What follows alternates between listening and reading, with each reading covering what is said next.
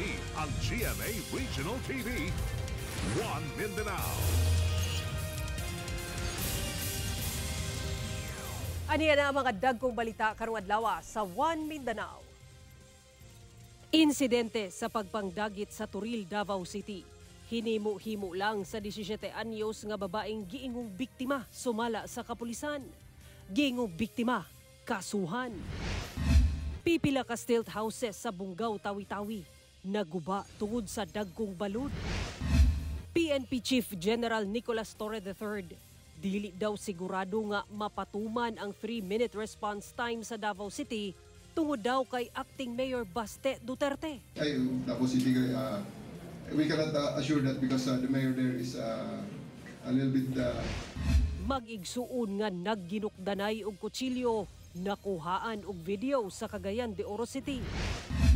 Department of Tourism Region 11, mas pakusgan ang agritourism sa Davao Region, pinaagi sa Coffee and Cacao Tour. Labing unang Kapuso Mall show nila Charlie Fleming ug Josh Ford nga hatod sa GMA Regional TV ug Synergy, gidagsa sa fans sa Tagum City. Ilahasab gitilawan ang gipasigarbong banana chocolate sa Davao Region. Ila kahang nagustuhan? Kini ang GMA Regional TV, One Mindanao. Mayong hapon Mindanao, ako si Sara Hilomen Velasco. Hinimo-himo lang ug walay kamatuuran. Kini ang resulta sa investigasyon sa Turil Police sa Davao City sa gipakatag sa social media sa usa ka 17 anyos nga babae nga gidagit matud pa siya. Nasayran sa kapulisan nga miadto reday kini sa iyang giingong karelasyon. Ang maong babae posibleng mag-atubang karon og kaso sa pagpakataw og dili tinuod nga impormasyon. Ani report ni Argil Relator. Nakuhaan pa sa CCTV sa Turil area sa Davao City kining 17 anyos nga babae nga suot ang iyang school uniform ug backpack. Una kini gi-report nga missing sa iyang kabanay. Human wala matud pa nakauli sa ilang balay sa Rasay Street niadtong milabay nga Lunes, July 14. Nikatag sa social media nga gidagit kini. Human nag-send siya og voice messages sa iyang mga higala nga nagpakitabang kay gidagit matud pa siya. In the succeeding days, she randomly sent messages to her family and school's group chat for her rescue. In the evening of Wednesday, July 16, 2025, she was found along the road in Banas in Barangay Bato, Turil, Davao City. Dihang nakita na siya o gikahinabi sa Turil Police, nabantayan na nga dunay inconsistency sa mga pahayag ni ini. Ang duda sa kapulisan nga hinimo-himo lang ang giingong pagdagit kaniya na pamatud-an gayud sa dihang na-recover ang uniform ug bag ni ini sa balay sa iyang giingong karelasyon. The story was fabricated. It was also found out that she was with her boyfriend in Maa when she was believed to be missing. Gipamatud-an sab kini sa inahan sa giingong karelasyon sa babae. Gihatod pa kuno sa giingong karelasyon ang babae sa Rasay Street dool sa ilang balay. Apa ni adto pa ang babae sa Barangay Bato kay didto matud pa gusto nga sunduon siya sa iyang mga ginikanan. Nakatakdang magpahigayon og dialogo ang kapulisan, CSWDO, ginikanan ug ang mismong babae aron mapailawom siya sa saktong intervention. Ginalantaw sa Turil Police nga pasakaan og kaso ang maong babae. We are contemplating on filing alarms and scandal in relation to RA 10175 or the Anti-Cybercrime Act. Ginakuhaan pa og pahayag ang mga ginikanan sa maong babae. Pahimangno sab sa kapulisan nga dili magpataka og post sa social media, labi na og dili verified nga impormasyon, sanglit makamugna kini og kasamok ug kabalakas sa katawhan. Kauban si Melchor Awing sa kamera. Ako si Argil Relator. One Mindanao. Atong sayron ang dugang pang mga balita sa Mindanao. Makauban nato si James Paulo Yap live sa Cagayan de Oro City. James? Salamat, Sara. Kapin 200 ka magbanay ang apektado human nga nangaguba ang mga stilt house sa diyang gihapak o mga dagkong balod sa Bungaw, Tawi-Tawi. Ang detalye sa report niya, Friend Mamak. Sana. Neto pa na mo. Naruwa. Ana. Hinay-hinay nga nahugmak ngadto sa dagat kining pipila ka mga stilt house human gihapak og dagkong balod nga epekto sa kusog nga hangin sa baybay sa barangay Tubig Tana, Bonggao, Tawi-Tawi, banda alas 3 sa kadlawon adlang Domingo. Matod sa MDRRMO Bonggao, duna pay laing tulo ka mga barangay ang unang naguba gumikan sab sa storm surge adlang Sabado. Kini ang barangay Tongsina, Simandangit ug Pasyagan. Gani lakip sab sa mga nangaguba ang footbridge sa mga lugar. Hinuon gilayong girescue sa otoridad ang nasa 239 ka mga magbanay nga apektado, ilabi na katong dunay mga sakit, PWD ug senior citizen. Gikan kini sa 158 ka mga balay nga nangaguba. Gipahiklin kini sa usa ka evacuation center sa mga lungsod ug gihatagan og ginabang. Kaya inunan na natin i-assist yung mga willing. Na-assist din ho tayo na may mga sakit. Buti na lang ho, may dala naman hong gamit ang ibang tropa. Tsaka yung malaking tulong din talaga sa mga tao is yung preparedness mismo ng MDRRMC. Gilayon sab gipangtanggal sa MDRRMO ug ubang otoridad ang mga debris sa kadagatan. Kailangan namin siyang tanggalin sa dagat kasi if hindi namin tanggalin, mas magkakause more damages to other houses else away. Gisugdan na sab ang pagpaayo sa mga footbridge nga nangaguba aron duna nay access sa kadalanan ang mga apektadong residente. Matud sa MDRRMO nga ang insidente epekto matud pa sa habagat nga gipakusog sa Tropical Depression Crising. Kauban si Gary Balantay ug Bong Vicencio, Efren Mamak. 1 Mindanao. Acting City Director sa Davao City Police Office tutukan ang kriminalidad nga gikalambigitan sa kabataan. Gani makig-alayon siya sa mga eskwelahan aron malikayan kini. Atong sayro ng detalye sa live report ni John D. Esteban. John D. Sara, mas pakusgan matud pa sa DCPO ang ilahang pakikoordinar sa mga eskwelahan aron mapanalipdan ang kabataan ug malikay sila sa kriminalidad. Ani ang report?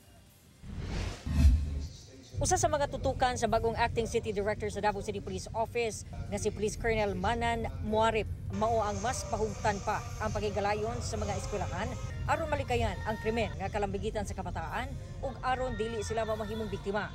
Giluwatan kini sa opisyal atol sa media interview sa pagtambong nini sa flag raising ceremony sa Daniel R. Aguinaldo National High School sa Manila Crossing, Davao City kaganihang buntag. Alam mo naman sa mga kabataan minsan mayroong mabuling na gano'n, di ba? And primarily, minsan nagiging biktima sila.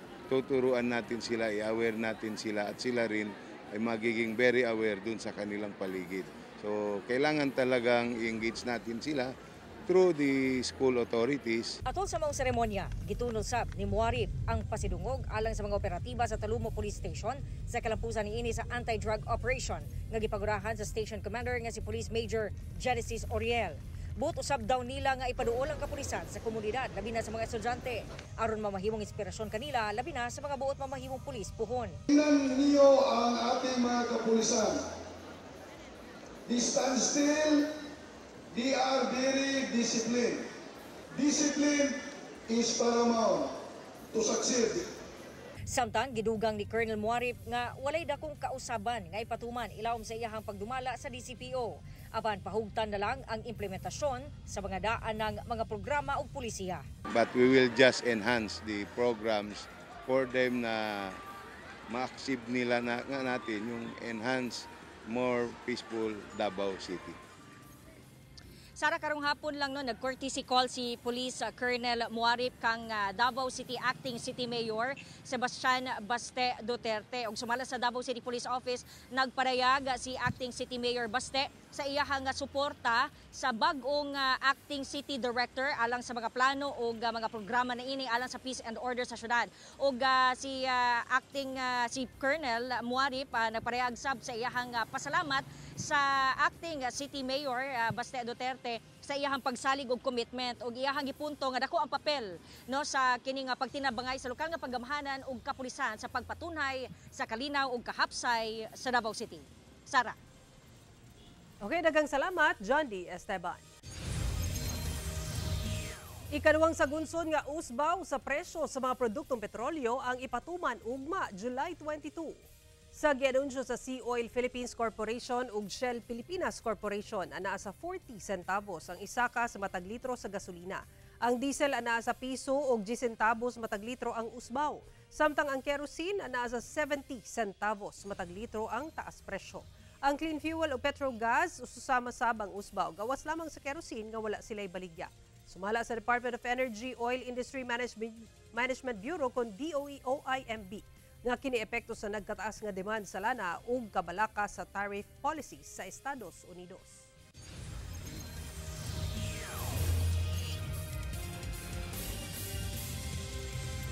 Chief PNP Police General Nicolas Torre III adunay pagpasabot kalabot sa 5-minute response time sa kapulisan atol sa iyang labing unang command visit isip Chief PNP sa Police Regional Office 12 sa General Santos City. Samtang pagpatuman sa 3-minute response time sa Davao City, dili daw sigurado ang Chief PNP. Ang detalye sa report ni Efren Mamak.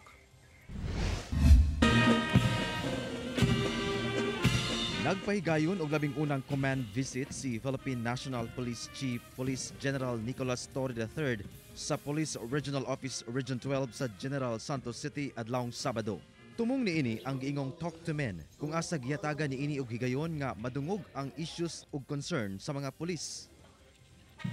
Gipangunahan sab niini ang pag-abli sa mga bag-ong pasilidad sa moong headquarter. Atol sa aktibidad, gipasabot sa PNP Chief kalabot sa 5-minute response time sa kapulisan nga kabahin sa iyang programa nga Quick Response alang sa pagsilbi sa katawhan. Iyang giklaro nga dunay exemption niini. Ang 5 minutes response gina-expect ko sa mga lugar nga build up, okay, city centers nga maabot sa aton nga mga patrol cars in 5 minutes. Because patrol cars can run around 3-4 kilometers in 5 minutes. Diba? Normally. Apan, gibutyag ni PNP Chief General Torre III nga dili siya makasigurado nga mapatuman kini sa Davao City. Davao City, we cannot assure that because the mayor there is a little bit has other ideas regarding the 3 minutes response. So, but on the other areas of Davao Province, Davao Oriental, Davao de Oro, Sadigos especially, they are all very supportive to this 5 minutes response. Gidugang ni PNP Chief Torre nga wala pa kini nadawat nga komento kalabot sa pagbutang niini kang Police Colonel Manan Muarip isip bag-ong acting City Director sa Davao City Police. Is there reaction from the city mayor? Because kung wala naman, wala pa naman formal memorandum sa amon nga he is protesting the appointment of Colonel Manan Muarip. Pero kung okay naman sila, magkita sila, di okay. Kauban si Gary Balantay ug Bong Vicencio, Efren Mamak, 1 Mindanao. TV ang GMA Regional TV, 1 Mindanao. Duha ka mga insidente sa pagpangdunggab sa Cagayan de Oro City ang nakuhaan og video. Cagayan de Oro City Police ginaimbestigahan na ang maong mga insidente. Ano ang dugang detalye? Nakuhaan og video sa usa ka netizen ang away sa duha ka mga lalaki sa dalang Abuela Street, corner Pabayo Street sa Cagayan de Oro City adlong Domingo. Sa cellphone video, makita ang pagginukdanay sa duha ka mga lalaki hantod nga natumba ang nakasuot og puti nga sando. Dito na kini giaksyonan og dunggab sa lalaking nakaitom og t-shirt. Kapila nga higayon nga natumba ang nakaputi og sando ug kapila sab ka higayon nga giaksyonan og duslak sa iyang kontra hantod nga gibulag sila sa usa ka babae. Sumala sa investigasyon sa kapulisan nga mag-igsuon lang ang duha ka mga lalaki. Away pamilya matud pa ang hinungdan sa insidente. Katong isa na ay kutsilyo kay bendo daytog mangga, pangpanito niya mangga, so medyo na tungod sa kainit sa ulo kay sige kuanon sa iyang igsuon, then init pud sa panahon motong nabuhaton niya. Paspas nga narespondehan sa Police Station 1 Divisoria ang insidente ug nadakpan ang maong mga lalaki. Hinuon wala na sila gipasakaan pa og kaso tungod nagkasinabot rasab ang duha ka mga magsuon. Wala na to na custody sir kay ang atong complainant wala man nagkuan. Wala man po'y injured sa kuan both parties. So nagkasinabot ra pud sila na magsettle ra sila sa barangay. Samtang nakuhaan sab og video kining pagdunggab matud pa sa usa ka lalaking nakahigda sa sitio Makanhan sa Barangay Carmen sa Cagayan de Oro City. Makita sab sa video ang usa ka babae nga nakahigda sa salog. Sumala sa Cagayan de Oro City Police nga June 26 pa nahitabo ang insidente ug July 3 na sila nag-report sa kapulisan. Pagpaklaro sa PNP nga wala gidunggab ang maong biktima apan gihapak lang kuno gamit ang gunitanan sa kutsilyo. Kanang babae nga naa sa viral video, manag-uyab kana sila sa kanang gi-allege nga giduslak. Apan ang kanang nag-allege nga nag-stab mao kana ang ex-pod anang babae. Samad sa ulo nga bahin ang naangkon sa lalaking gidukdok sa ulo. Hinuon luwas na ang babayog ang lalaki nga biktima. Sa karon, ana-ana ang maong kaso sa WCPD section sa Police Station 4 Carmen ug naghulat na lang sila sa formal nga reklamong ipasaka sa biktima. Nagdumili pag-interes pag-file sa kaso ang atong biktima nga babae. Ug ang biktima nga lalaki atong gi-encourage since 7 days man ang healing period sa iyang samad base sa medical legal. Kauban si Makoy Sempron, James Paulo Yap, 1 Mindanao. Patay usa ka motorized cab driver sa Cagayan de Oro City human gidunggab sa makadaghang higayon sa laing motorized cab driver sab. Suspect misulay pa og sibat human ang hitabo apan nakustodiya ra gihapon sa barangay official sa lugar. Ani report ni Cyril Chavez. Dead on arrival sa ospital ang 52 anyos nga lalaking motorized cab driver nga residente sa Zone 4 Barangay Bugo sa Cagayan de Oro City. Human nga kalit gidunggab sa kauban ng driver. Ang insidente nahitabo sa Zone 6 Balite sa Barangay Bugo pasado alas 7 sa buntag. Apan nataho na sa kapulisan pasado alas 8 sa buntag. Mao nga pagresponde niini ang patay na ang biktima sa ospital. Daghang samad dinunggaban ang nahiaguman sa biktima sa iyang lawas.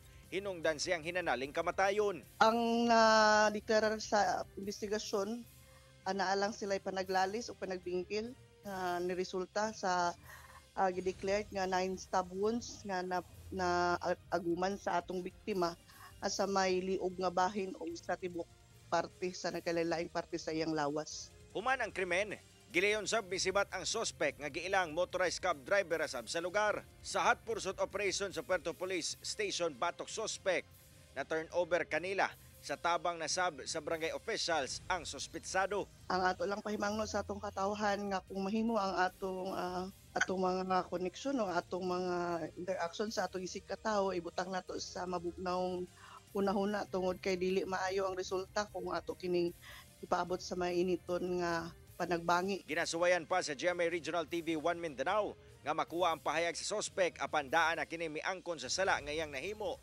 ngadto sa kapulisan. Kasong homicide ang gipasaka batok sa suspect. Kauban si Jaybert Pairat, Cyril Chavez, 1 Mindanao.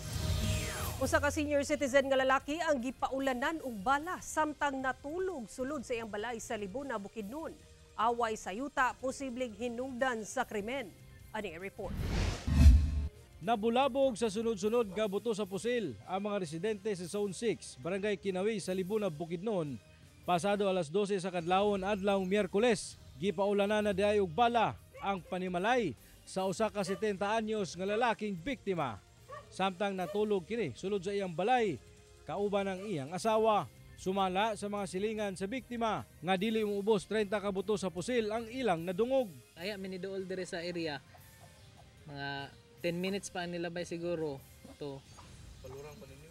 Aya pa rin may kuan kay basin di mo kitang pensa gud kay basin na pay respect ba nga nagupo ra ba kadto diya na. Dugang niya nga wala kuno niya nakita ang mga suspect tungod sa kangit-ngit sa lugar. Pagresponde sa Libuna Police, ilang na-recover ang 28 ka mga empty shells sa M16 rifle ug 8 ka empty shells sa 9mm nga pistola. Dinhi sa kilid nga bahin sa maong amakan ang gipuntirya sa gunman. Sanglit dinisab nga bahin naghigda ang biktima.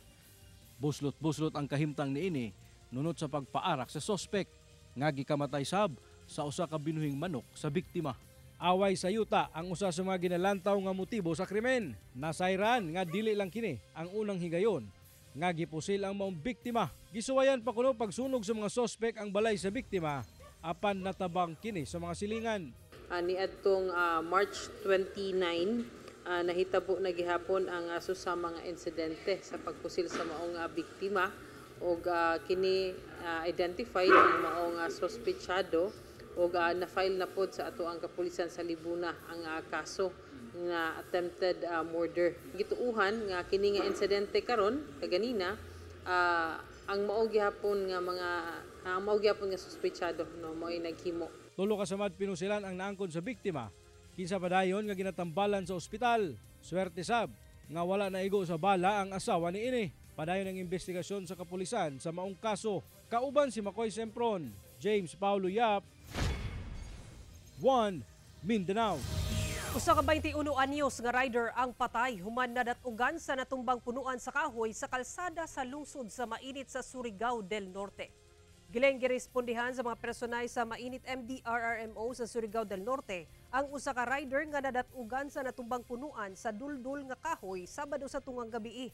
Base sa report sa Mainit Police, gikan sa lungsod sa Alegria ug pauli na unta sa ilang balay ang 21 anyos nga lalaking rider. Apan na timingan nga natumba ang punuan sa kahoy pag-agi sa iyang gimanehong motorsiklo sa kalsada sa barangay Matinaw sa Mainit. Aksidenteng nadatugan sa natumbang punuan sa kahoy ang rider. Dead on arrival siya sa ospital. Kusog matud pa ang hangin sa lugar ni atong tungura nga maoy ginalantaw nga posibleng hinungdan sa pagkatumba sa punuan sa kahoy. Gilayon sab nga nagpahigayon og clearing operation sa mga otoridad sa lugar aron maagian ang dalan. Dakpa na usa ka lalaki human nakuhaan og kapin 680,000 pesos nga kantidad sa illegal nga droga sa Iligan City. Arestado ang 29 anyos nga lalaki atong sa bypass operation sa Barangay San Miguel sa Iligan City Martes sa gabi. Nakuha gikan sa dinakpan ang 8 ka sachet sa gituang shabu nga mitimbang og gana sa 100 grams ug nagkantidad og kapin 680,000 pesos. Gikustodiya na sa Police Station 1 ang suspect nga mag-atubang og kaso paglapas sa RA 9165 o Comprehensive Dangerous Drugs Act. Wala na kini mihatag og pahayag. Mobalor sa kapin 11 million pesos nga smuggled nga sigarilyo ang nasakmit sa otoridad sa kadagatan sa Basilan. Ana sa 194 ka master cases sa mga smuggled nga sigarilyo nga gisakay sa usa ka motorized bangka ang nasakmit sa mga personay sa Philippine Navy sa Kauluan Island sa Basilan banda 10:47 sa buntag adlaw Martes. Ang maong kontrabando mo kantidad sa kapin 11.4 million pesos. Siko pag-upat ka mga lalaking tripulante gumikan sa walay legal ug igong dokumento nga mapakita. Posible kining mag-atubang og kaso may kalabutan sa anti-smuggling. Ginakuhaan pa kini og pahayag. Matod sa Western Mindanao Naval Command, ang maong kargamento gituhang nagikan sa Holosulu.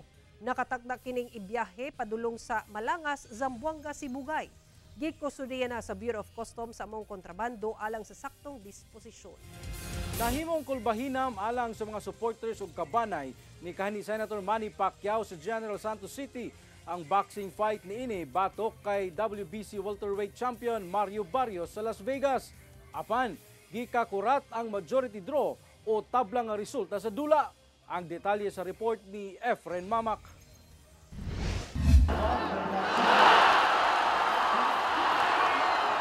Ani ka intense ang supporters ni kanhi Senador Manny Pacquiao sa away ni ini batok kang WBC welterweight champion Mario Barrios sa gimong free viewing sa Lagaw Gymnasium General Santos City adlawng Domingo. Misaksisab ang kabanay ni Manny Pacquiao. Gani walay puas ang pagampo nga ginahimo sa inahan nga si Junicia Pacquiao. Sa first round sa dula mitanaw pa kini apan misulod na kini sa usa ka room sa gym aron dito na magampo alang sa dula sa anak. Apan ilang gikakurat ang resulta nga majority draw o tabla ang dula. Okay lang sa walay damage sa katawan niya kahit ano. Sabi nila parang lamang si Manny pero bakit tabla? Nagulat ako Siyempre, 'di ba? Pero alam ko na may purpose ang lahat. Yung result po ay talagang nirerespeto natin. Kung wala ta matabla mayon ta. Tabla man. Atol sa dula, ginalantaw sa uban nga dili mapuruhan ang pambansang kamao, ilabi na nga idara na kini batok kang Barrios. Nakulbaan. Pero okay lang kasi hindi naman nasaktan ang kapatid ko. Apan alang sa ubang supporter, halos wala daw mausab ang lihok ni Pacquiao. Maayo gyapon siya kayo. Pero tabla gito. Mura gyapon siya bata maaway. Kauban si Gary Balantayog, Bong Vicencio, Efren Mamak. 1 Mindanao.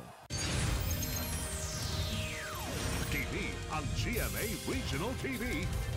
1 Mindanao.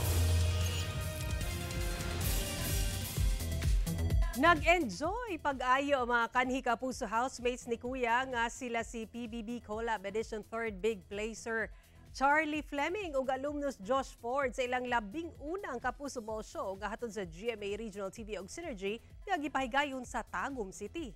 Pipila ka fans, wala kapungi ang mapa tears of joy dihang personal nga nakita ang Kapuso stars. Atong silipon sa report ni Argil Relator. Karong ana-ana sa outside world ang Kapuso ug Sparkle housemates ni Kuya. Gisulit na nila PBB Celebrity Collab Edition third big placer Charlie Fleming ug alumnus Josh Ford ang panahon aron makauban ang ilang fans. Balik Mindanao ang tubong Cagayan de Oro City nga si Charlie, pero this time sa Tagum City sa Davao del Norte aron muhatag og kalingawan sa Kapuso Mall Show sa Gaisano Mall of Tagum, subay sa pagsaulog sa Kadagayaan Festival 2025. First time sab ni Josh sa Tagum. Agig pa welcome, gipatilaw kanila ang ginapasigarbong banana chocolate. Top banana producer man good ang Davao region sa nasod. At the banana chocolate. Right, let's try it out. Magpakita tawag ka ng grabe katsada na piece. Wow. Nakakatuwa to. First time ko kumakain ng banana with chocolate. Yeah, banana chips with chocolate. Yung vibes niya medyo wafer. For me. Medyo may pagka-wafer siya. Which I like. Jam-packed ang fans sa Gaisano Mall of Tagum sa Kapuso Mall Show. Nga gipakilig og todo ni Josh.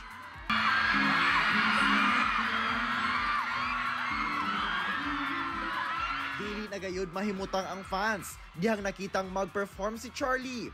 Nilanog sa atrium ang singgit sa fans dihang nakiglamano si Charlie sa crowd. Gani, wala ka pugni sa pipilaang mapa tears of joy dihang makita sa personal ang ilang Kapuso idols. Guwapa kayo siya! Sa unang Kapuso Mall Show nila nga hatod sa GMA Regional TV ug Synergy, wala damhan nila Charlie ug Josh ang sobra-sobrang suporta sa ilaha. Sukad niya adtong anaa pa sila sa sulod sa bahay ni Kuya. Ug mas nidaghan pa ang fans karong anaa na sila sa outside world. Sobrang puno-puno ng puso namin ng pagmamahal, especially sa ibang tao. At sana po may bigay din namin yung pagmamahal sa kanila through the small ways lang talaga, as working hard, yung gano'n. Hindi ko in-expect na ang daming sumusuporta sa amin dito. Kaya for sure, babalik po ako dito. And guys, thank you sa heartwarming na pagtanggap po sa amin dito sa Tagum. Mahal po namin kayong lahat at ginuguma... Gihigugma. Gihigugma ko kayo. Gigugma ko kayo. Daghang salamat. Daghang salamat. Yeah! At tangi sina Charlie ug Josh sa ilang mga programa sa GMA. May movie po kami, kasama ko din sina Ate Shuvi. Yung title naman po is Huwag Kang Titingin. Tapos may teleserye po tayo, upcoming, kasama po si Sir Ding Dong and Ate Shuvi. Ang title po is Master Cutter. It's coming out really soon. Siyempre mga Kapuso, abangan niyo po every Saturday at 4:45 p.m. ang Maka Next Chapter. Kauban si Mature Awing sa kamera. Ako si Argil Relator. 1 Mindanao. Puno sa kalingawan ang anniversary special sa inyong paboritong tiktropa sa TikTok Lock. Gani makifiesta ang inyong mga paboritong artista sa week-long anniversary special sa inyong tiktropa sa TikTok Lock. Alang sa ilang tulo ka tuig nga puno sa kalingawan nga paghatod sa mga viewer o mga blessing matagbuntag. Busa, tutok na mga Kapuso. Ug mao kato mga ulahing balita sa Mindanao karong adlaw. Mamahimo ninyo kini makita pag-usab pinaagi sa pagbisita sa official website sa GMA Regional TV o bisitahang among official YouTube channel o i-click ang subscribe button para sa pinakaulahing balita. Daghang salamat sa atong mga Kapuso sa Mindanao nga nagalantaw kanamo ug sa atong mga Kapuso abroad. Padayon lang sa pagtutok sa mga lokal nga balita matag adlaw tungod sa GMA Regional TV, Local News Matters. Kami ang GMA Regional TV 1 Mindanao, tibok pwersa para sa mas na komisyon ug mas halapad nga pagserbisyo sa nasod.